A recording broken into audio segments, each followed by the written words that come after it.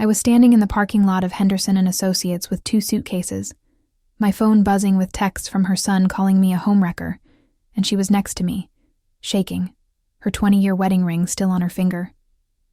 The company she had built from scratch over 23 years was at risk. Her husband was threatening to sue us both for alienation of affection, and I had just quit my job to be with the woman who was my boss, my mentor, and now, I didn't even know what we were anymore. She was 52 years old. I was 28. And all I knew in that moment was that the life I had known was over. Let me tell you how I got here. My name is Jennifer Hayes. I'm 28 years old, born and raised in Charlotte, North Carolina. I was always the quiet, studious girl who followed all the rules. I got my degree in business administration from UNC Chapel Hill, landed a decent internship, and by 25 I was working as a financial analyst at a mid-size accounting firm in Atlanta. The pay was decent, but it was soulless work, you know? Spreadsheets, endless meetings, being just another cog in the machine. I dated a few guys in college, nothing serious. There was one relationship that lasted about 18 months that ended because he wanted to get married and I kept finding excuses. Not yet. I need to focus on my career. Let's wait a little longer. Deep down, I didn't even know why I kept stalling. I thought maybe I had commitment issues or something. My mom, Linda, was frustrated. Jennifer, you're 26 years old. When are you going to settle down? Your sister Emily already has 2 kids. Emily is my older sister, married since 23 to her high school sweetheart Jake, the whole traditional package. It was in August of 2022 that I saw the job posting. Henderson and Associates, a medium-sized business consulting firm specializing in corporate restructuring, was looking for a senior project manager. Great salary, excellent benefits, opportunity for growth. What caught my attention was the name of the CEO, Margaret Henderson. There was a photo of her on the company website, a woman in her late 40s, short dark hair with some silver threading through it, piercing blue eyes, impeccable navy suit. The kind of presence you could feel even through a screen. The interview was scheduled for a Thursday morning.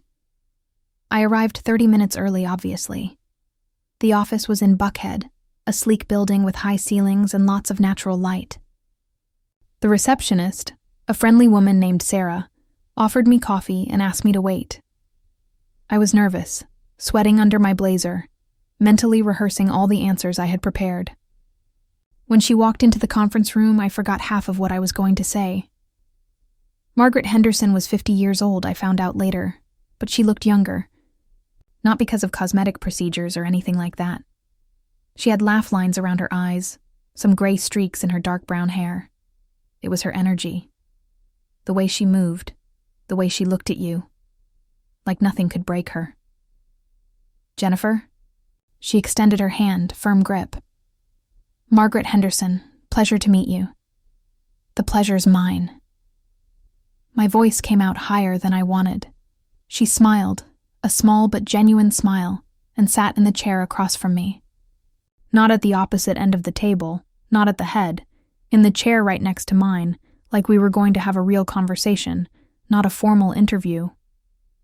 Your resume is impressive, she began, flipping through the pages. 3 years at Deloitte, 2 at your current firm. Specialized in cash flow analysis and financial restructuring. But tell me something. She looked up. And God, those blue eyes seemed to see right through you.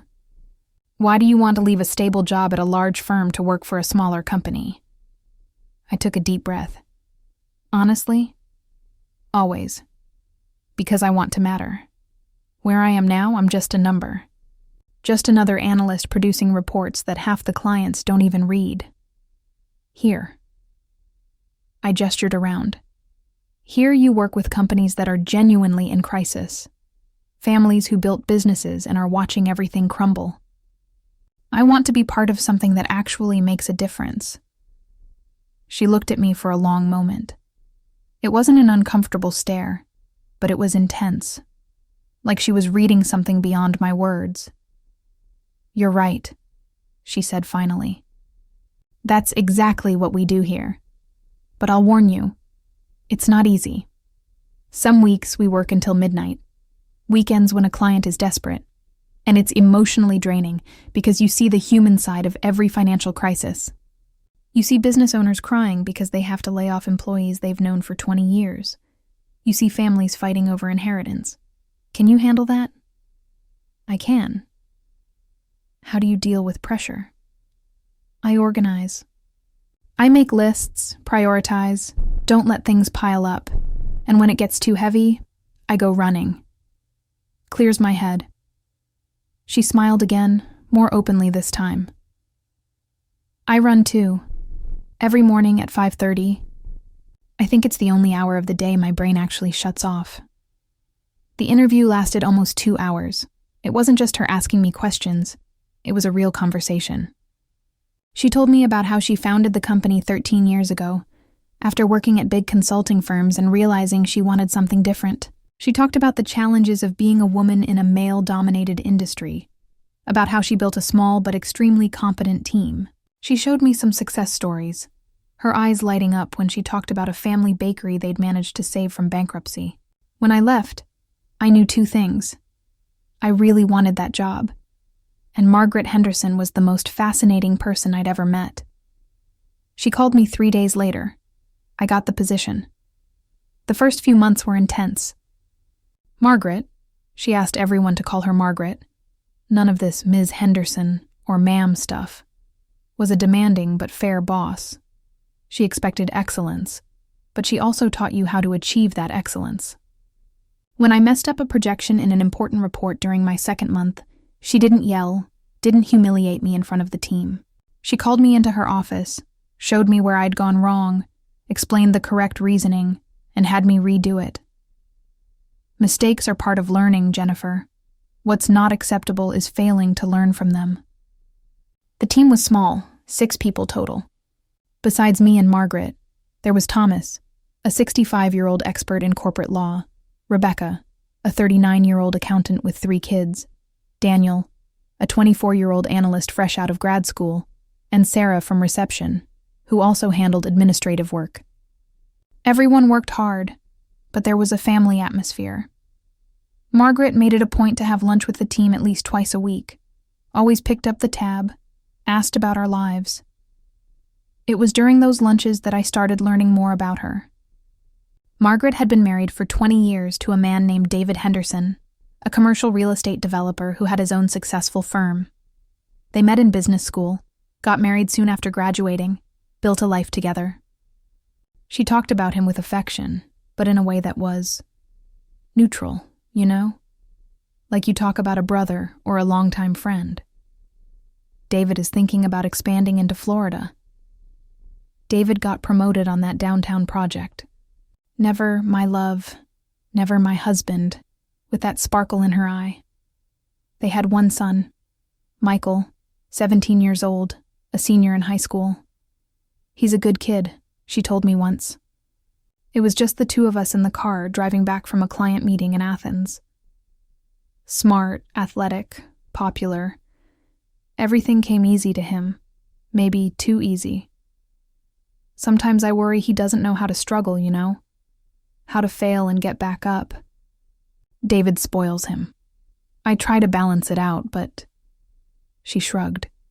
Parenting is hard. Nobody tells you how hard. You seem like a great mom. I try, but I wonder sometimes if I've been too focused on work. If I missed too many soccer games, too many parent-teacher conferences. If Michael will remember me as the mom who was always at the office. He'll remember you as the mom who built something. Who showed him what it means to work hard and be independent. She looked at me from the corner of her eye, a small smile on her lips. You're kind, Jennifer. You always know what to say. I just say what I think. But the truth was, I was starting to realize that thinking about her was the first thing I did in the morning and the last thing at night. That I chose my clothes wondering if she'd like them. That my heart raced when she walked into a room. That I caught myself staring at her hands, at the curve of her neck, at the way she bit her lower lip when she was concentrating. And that was terrifying. Because I'd never felt this way about a woman. I'd never felt this way about anyone, really. Not with this intensity. If you're enjoying this story and relating to these confusing feelings, leave a like and subscribe to the channel. We share real stories from women who discovered who they really are.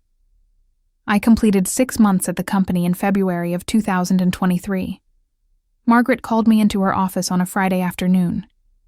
"Jennifer, I want to propose something," she began, leaning her elbows on the desk. "We're taking on a major case, a textile manufacturer in Columbus that's having serious management issues. It's going to be a lot of work, at least 6 months of intensive project work. I want you as the lead. It would be your first time managing a complete case. Are you up for it?" My heart was pounding. I'm definitely up for it. But do you think I'm ready? I wouldn't offer it if I didn't think so. And I'll be there every step of the way. But I want you to lead. You need to learn. You need to make mistakes too. But in an environment where I can catch you. That's how we started spending even more time together. Meetings at 7 in the morning to review strategies before heading to Columbus. Nights until 10, 11 o'clock, finishing reports, discussing approaches. Weekends we'd come to the office, just the two of us, because the rest of the team wasn't involved in this specific case. And it was on one of those weekends, a Saturday in April, that everything changed. It was around 4 in the afternoon. We'd been working all day, barely stopped for lunch. I was at my desk, she was in her office. I got up to get more coffee from the break room. When I came back, she was standing in the hallway, looking out the window. There was a beautiful orange sunset, the sky turning pink and purple. "Tired?" I asked, stopping next to her. "A little." She rubbed her face. "Sorry to keep you here on a Saturday. David's mad at me. I should be home. You're not keeping me here. I wanted to be here." She looked at me, and there was something different in that look. A vulnerability I'd never seen before. "Why?" "You're 28 years old, Jennifer. You should be out with friends, dating, enjoying your life. Not here with me. Maybe I want to be here with you." The words came out before I could stop them. I felt my face heat up. Shit. Shit. Shit. Shit. The silence lasted forever. She kept looking at me, those blue eyes impossible to read. Then, very slowly, she asked, "What are you saying, Jennifer?" I could have taken it back, could have laughed it off, made a joke, turned it into nothing. But I didn't. "I'm saying that I like being with you. More than I should. In a way I shouldn't." She didn't respond, just kept looking at me. And then, so slowly I thought I might have imagined it, she reached out and touched my face. Just a touch, her fingers grazing my cheek. But it was electric. It was everything. "Jennifer." Her voice was so low, so different. I'm married. I'm your boss. This is wrong. I know. I'm 24 years older than you. I know. And She closed her eyes, her hand still on my face. "I think about you all the time, and that terrifies me." I don't know who moved first. Maybe both of us at the same time. But suddenly we were kissing, there in the hallway of the empty office, the sun setting outside, and it was like the whole world made sense for the first time in my life. The kiss was different from anything I'd ever experienced. It wasn't aggressive, wasn't desperate. It was deep, was discovery, was like she was reading my soul through my lips. Her hands were in my hair, mine on her waist, and I felt every muscle in her body trembling against mine. Trembling with fear, with desire, with something neither of us could name. When we pulled apart, both of us were shaking. "This can't happen again," she said, but didn't step away. "I know. It happened again. Of course it happened. Not that night. We separated. She went home. I went to mine, and neither of us slept. But Monday, when we arrived at the office, the tension was so thick you could cut it with a knife. Every time our eyes met, it was like an electric shock. Every time she passed by my desk, I could smell her perfume. That expensive perfume I'd never consciously noticed before, but that now made me dizzy. It was on Tuesday, after hours. Everyone had already left. She appeared at my office door. "Need help with the report?" she asked, but it wasn't about the report. "I do." She came in, closed the door, locked it. "We need to talk about what happened," she started, but I stood up, walked around the desk, stood in front of her. "Do you want to talk?" "No." Her voice was hoarse. "I want to kiss you again." And she did. And this time it wasn't gentle, wasn't hesitant. It was desperate. It was intense. It was 20 years of repressed life exploding all at once. We only stopped when we heard the sound of the elevator opening on our floor, the cleaning crew arriving. We separated, breathless, her hair messed up, my blouse wrinkled. "My house," she whispered. "Tomorrow night. David's traveling." Just to talk, I swear, just so we can understand what's happening. A lie. We both knew it wouldn't just be talk. Her house in Buckhead was exactly what I'd imagined. Modern, sophisticated, perfectly decorated. Lots of books, art on the walls, that feeling of a well-maintained space but somehow lacking warmth. Like it was a showcase home, not a home where people actually lived. Everything was in its place. No mess, no clothes lying around, no forgotten coffee mugs. It felt like a staging. She opened a bottle of red wine, a California Cabernet. Expensive. She mentioned the vineyard, but I don't remember now. We sat on the couch with at least 3 feet of distance between us. Artificial. Tense. I could see her hands shaking when she poured the wine, spilled a little on the coffee table. "Damn it," she whispered, grabbing a napkin to wipe it up. "Breathe," I said, touching her arm. "It's just me. Just Jennifer." "You're not just Jennifer." She looked at me, and in her eyes there was fear, desire, panic, all mixed together. "You're the person who's turning my life upside down. You're the person I can't stop thinking about. You're everything I shouldn't want but want anyway." I moved closer, our knees touching now. "Tell me about you and David. For real. Not the edited version you tell people at work." She took a deep breath, took a long sip of wine. "I met David in business school. I was 23, he was 25. He was handsome, smart, ambitious. Everyone liked him. And he chose me. Out of all the women, he chose me. My parents loved him. Good family, hardworking man, Methodist church every Sunday. We got married 3 years later. I was 26. I thought it was love. Maybe it was in that moment. Or maybe it was just what I thought love was because I'd never felt anything different. And now? Now I know it wasn't love. Not the way it should be. David is a good man, Jennifer. He's never cheated on me, never raised his hand to me, always worked hard, always respected me, within what he understands respect to be. But we don't. We don't connect. You know when you talk to someone and it feels like you're talking to yourself? He listens, but doesn't really hear. He sees, but doesn't really look. We have sex sometimes, when routine demands it. It's technical. It's functional. I pretend to enjoy it.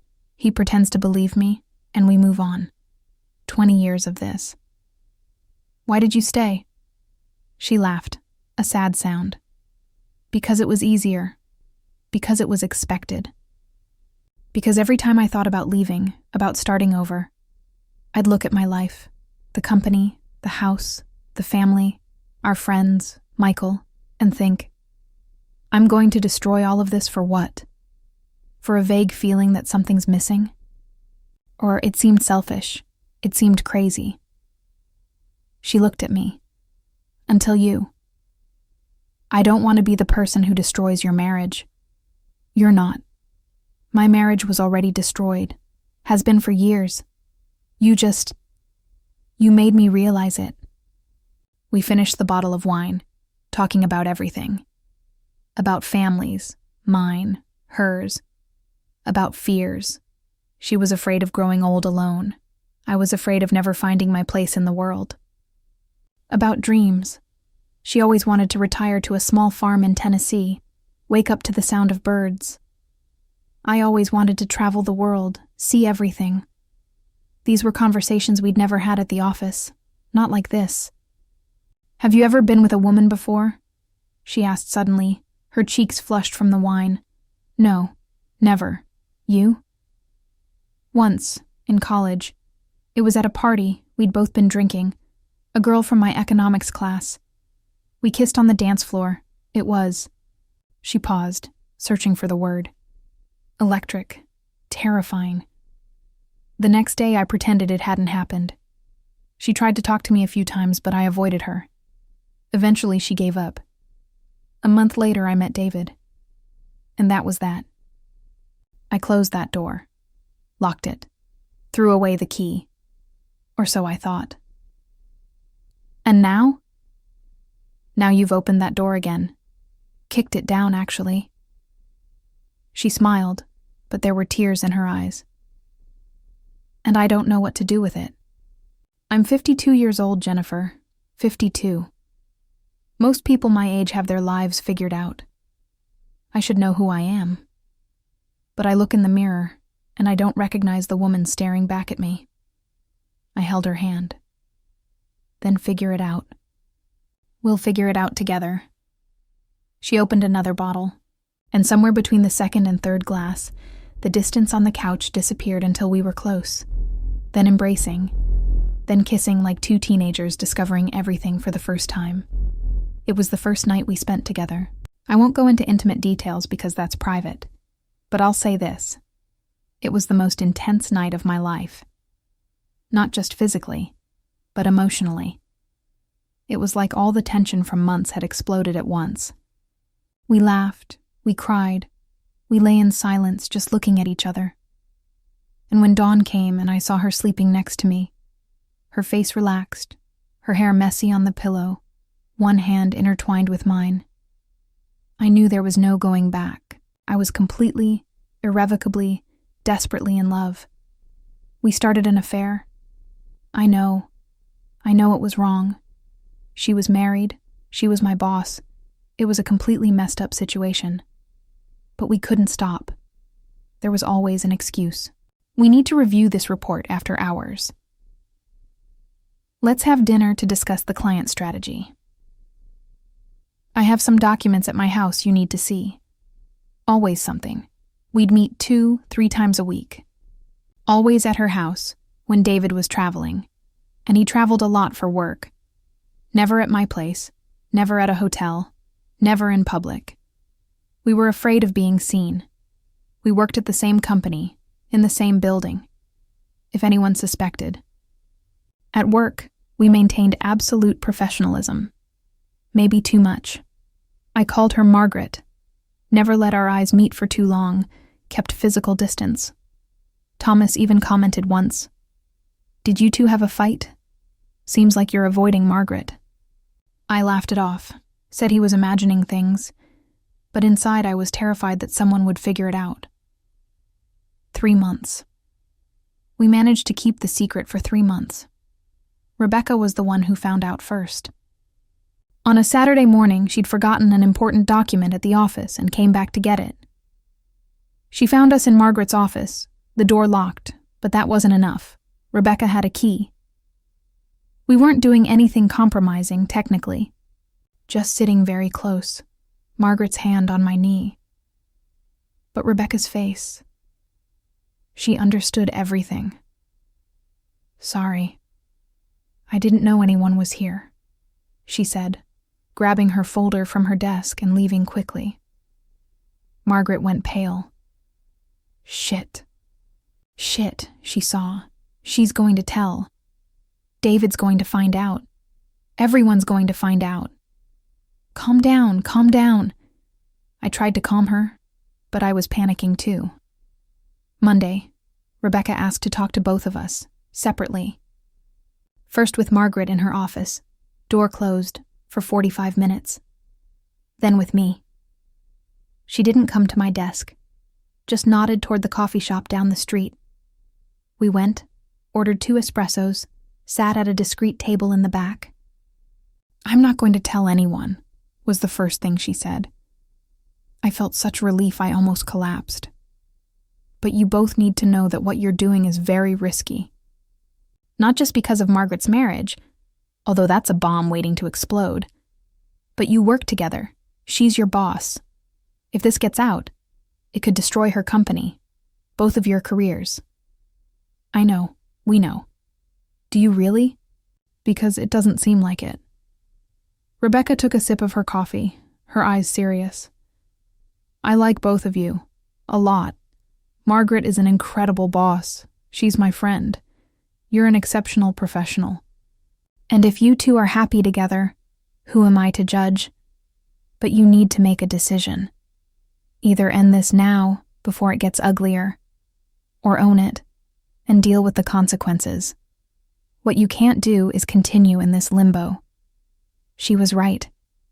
Obviously, she was right. That night at Margaret's house, we had a real talk. David was in Charleston closing a big deal. We had the whole night. Rebecca's right, Margaret said, sitting on the bed, hugging her knees. She looked so small, so vulnerable. She wasn't the confident CEO I knew. She was just a 52-year-old woman, terrified, lost. We can't keep doing this. It's unsustainable, and it's unfair, to David, to you, to me. Do you want to end it? My voice trembled. I didn't want to cry, but I felt the tears coming. No, God, no. She grabbed my hand. But I also don't know how to continue. How do I tell David that after 20 years of marriage, I've fallen in love with someone else? With a woman? How do I explain that to him, to my family, to our friends, to Michael? You don't owe me any explanation. The words came out harsh, painful. I understand if you choose to stay with him. I understand if this is too much for you. But don't ask me to keep being in this limbo because I can't take it anymore. I love you, Margaret. For the first time in my life, I really love someone. And I can't just be your secret lover. She looked at me, tears streaming down her face. You love me? I love you. I love you too. She said it so quietly I almost didn't hear. I love you so much it hurts. But I'm so scared. I'm scared too. But I'm willing to face that fear if you are. We stayed embraced all night, crying, talking, planning. There was no easy solution. There was no way out of this without hurting people.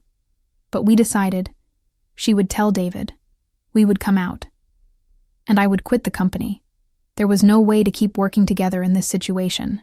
It wasn't ethical. It wasn't sustainable. But then the universe decided not to wait for our plans. On Thursday of that week, David showed up at the office, without warning. He never did that. Margaret went white when Sarah announced he was in reception. Send him in, she said, trying to appear calm. She looked at me. You can leave, please. But I didn't need to leave, because this wasn't a surprise romantic visit or to take her to lunch. The look on his face when he walked into her office, when he passed me in the hallway, was someone who knew. He found out. I don't know how. If he hired a private investigator. If he found messages on her phone. If someone told him. But he knew. I could hear the shouting even from far away. His voice angry, accusing. Her voice trying to explain, asking for calm. The sound of something hitting. He punched her desk, I found out later. And then the door flew open and he stormed out, his face red with rage, walked right past me. He looked at me with such hatred I felt a chill down my spine. "Homewrecker," he spat. Just that. And he left. I ran to Margaret's office. She was curled up behind her desk, crying uncontrollably. Everyone in the office had heard. Everyone knew. "He's going to sue the company," she managed to say between sobs. "He said he's going to tell everyone, that he's going to destroy me, that I threw 20 years in the trash for a... She couldn't finish the sentence. I hugged her right there. Fuck whoever was watching. "We'll figure this out. We'll handle it." But there was no handling it. Not that way. Within 48 hours, her entire family knew. Her mother, Patricia, a conservative Catholic woman of 70 years old, stopped speaking to her. Her father had died years ago, but her two siblings, William and Rachel, called to condemn her, saying she was a disgrace to the family. How could she do that to David, who had always been good to her? Michael, her 17-year-old son, was devastated. He locked himself in his room at his dad's new apartment. David had immediately moved out and refused to see her. When she finally convinced him to meet for coffee 2 weeks later, he looked at her like she was a stranger. "Why, Mom?" His voice was cold, nothing like the warm boy she'd described to me. "Why did you have to ruin everything? Dad's a mess."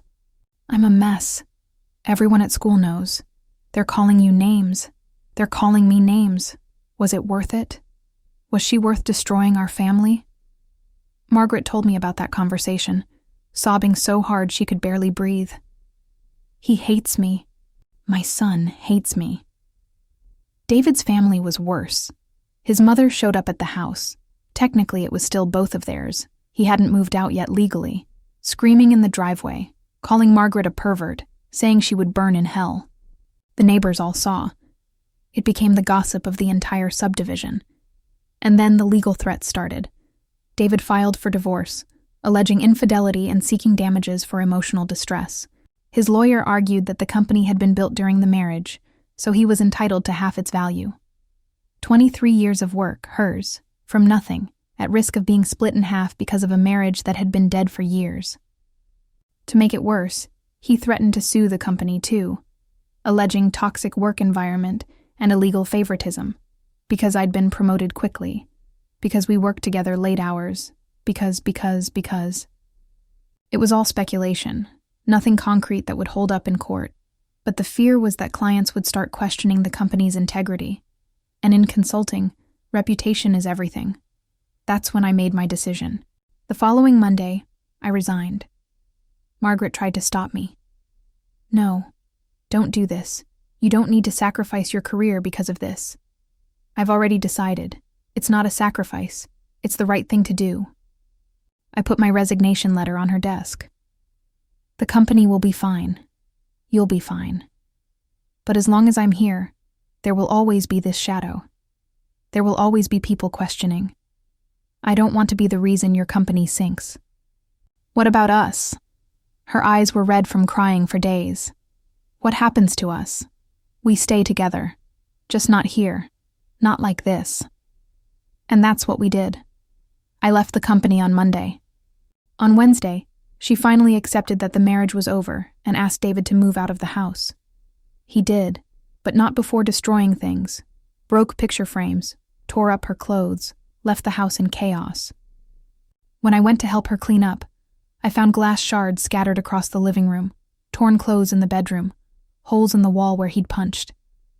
The violence of his rage was in every corner.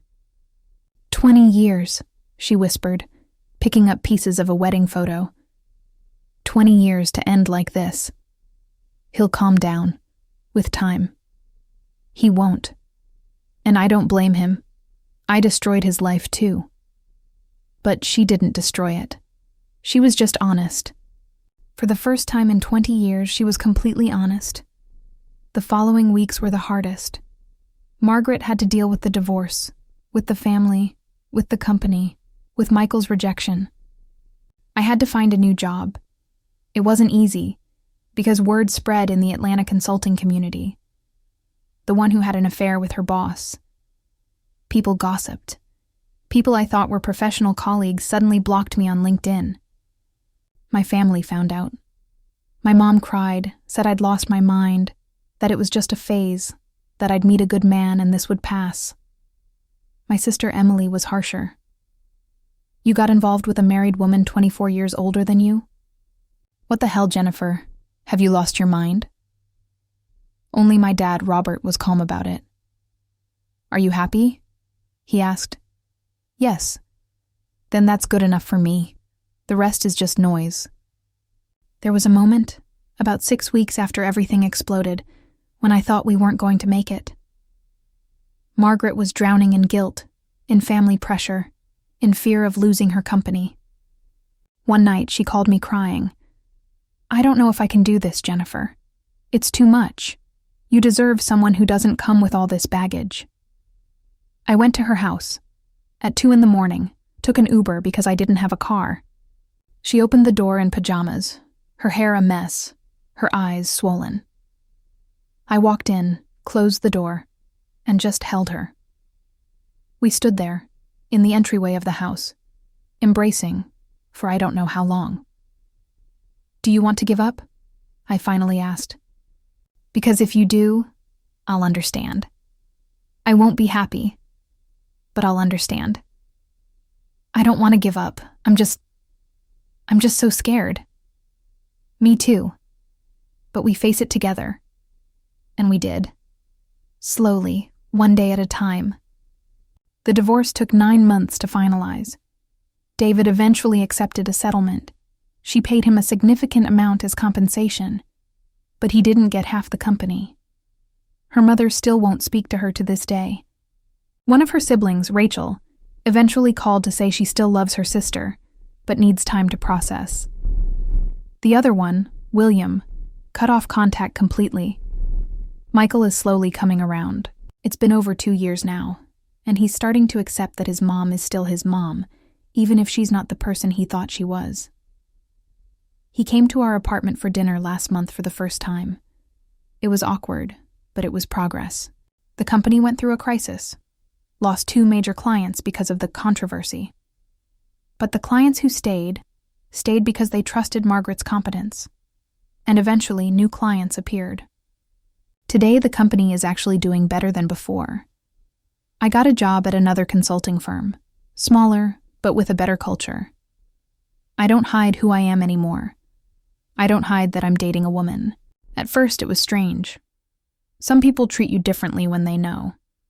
But I also met an entire community of women who'd been through similar things, who understood. Today, in December of 2025, we live together in a townhouse in Virginia Highland. It's not huge, not as luxurious as the house she had with David, but it's ours. It has plants on the windowsills, art we chose together, a bookshelf full of both our books. It has life. Margaret is 54 now. I'm 30. The age difference still makes some people raise eyebrows. We still deal with nasty comments sometimes. There are still members of her family who don't accept it. But when I wake up in the morning and see her next to me, when we make coffee together in our small kitchen, when she looks at me the way she used to look at me in the office, but now without fear, without hiding, I know it was worth it. Every tear, every difficult night, every person we lost along the way, it was worth it. Because for the first time in my life, I'm completely myself, and I have someone who loves me exactly as I am. It wasn't easy. It wasn't clean. It wasn't without pain. And I'm not going to romanticize it. We hurt people. David didn't deserve to be cheated on. The families didn't deserve that shock. Michael didn't deserve to have his world turned upside down. But you also can't live a lie forever. You can't suffocate who you are because it's easier, more comfortable, more accepted.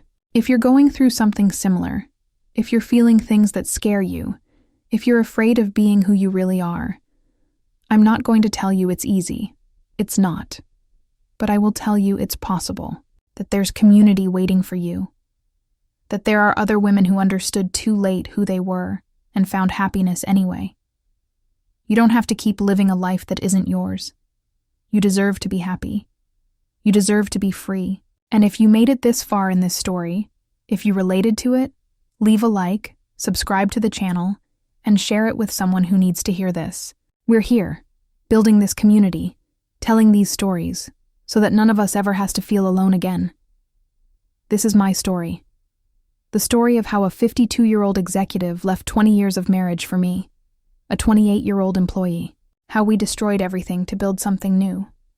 How we chose truth, even when truth hurt. And I would choose it again. 1,000 times I would choose it again. Thank you for listening. Thank you for being here. Until the next story.